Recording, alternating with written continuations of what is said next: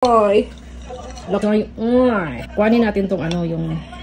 Good morning! Bago pa ako gumawa ng leche plan, day, ay nagpa-vaccine muna ako dito sa clinic, day. Vaccine yan, day, para naman hindi tayo masyadong matatabla ng pollen allergy, day. O kung tatawagin dito sa Japan ay kaponsyo. Sobrang pahirap talaga taon-taon itong pollen allergy, day, sa mga tao dito, day. At saka hindi lang talaga isang gagamot ang gagamitin mo. Meron gagamot sa mata, sa ilong, may inumin ka pa. Basta, day, marami, day. Tips ko sa mga nagpapa-vaccine, day, kailangan stretchy talaga yung arms na damit yung gagamitin nyo para pag hinila nyo pataas ay hindi na rin siya masikip. Dahil naisip ko na gagawa ako ng leche plan ay dumaan muna ako dire sa grocery store. Gaya ng sinabi ko, dito sa Japan ay hindi uso yung may nagbabag sa mga pinamimili mo. Ikaw mamalengke, ikaw magbabag, so ikaw magbubuhat niyan at ikaw din mag-a-arrange ganon. Sa Gyumo pala ako nagpunta, day, kasi ang akala ko merong condensed milk dito, day, ay wala pala, day, condensed cream lang palang meron. Una, day, ang ginawa ko, day, ay naglagay ako ng 3 kutsarang asukal dyan sa kawali tapos nilagyan ko ng kunting tubig, day. Huwag nyong halu-haluin yung inyong caramel, day. Hayaan mo pag maganyan niya, patayin nyo na yung apoy tapos ilipat nyo sa hulmahan, day. Tapos okay na yan, day. Set aside muna natin na to hanggang tumigas siya. Tapos mag-ano tayo sa ating itlog.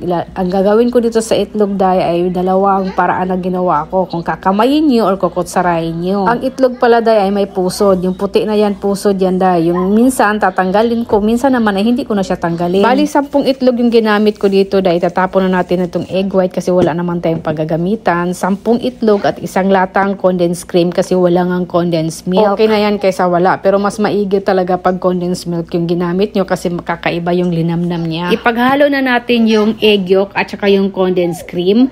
Tapos simutin lang natin ito para hindi man tayo malugi, day. Oy. Kung ano yung sukat ng condensed milk, day, condensed cream, ganun din ang sukat ng fresh milk. Kung wala kayong fresh milk, day, pwede na kayong gumamit ng tubig. Pwede nyo patakan ng lemon para iwas langsa. Pwede din wala kung wala namang lemon. Pagkatapos, salain siya kung meron kayong mga salaan. Ito yung mga nasala natin. Tapos, i-steam natin ito ng mga 30 minutes. Tapos, tusukin natin yung gitna gamit ang toothpick. Pag wala nang natira na kung ano-ano dyan, na ibig sabihin ay luto na. Tapos, nilagay ko sa beranda ang aking leche plan kasi gusto ko siyang lumamig na dahil mas malamig yung temperature dito sa labas kaysa refrigerator namin, day. Ang ibig kong sabihin, day, ba, ay busawan talaga yung nagluto, day. Oy, kaya gusto no talaga niyang lumamig kaagad para matikman na, day. Oy. Habang binaliktad ko, day, nagampu-ampu pa ako, day. Unta, dili maguba, day, ba. Agoy, pagkagwapa na lang yun niya, day. Liwat yun nagtanaw, day. Ay, mali pala, day. Liwat talaga sa nagtanaw, day, ba. Talagang napakaganda talaga na, day. Para yung nanunood, super ganda din.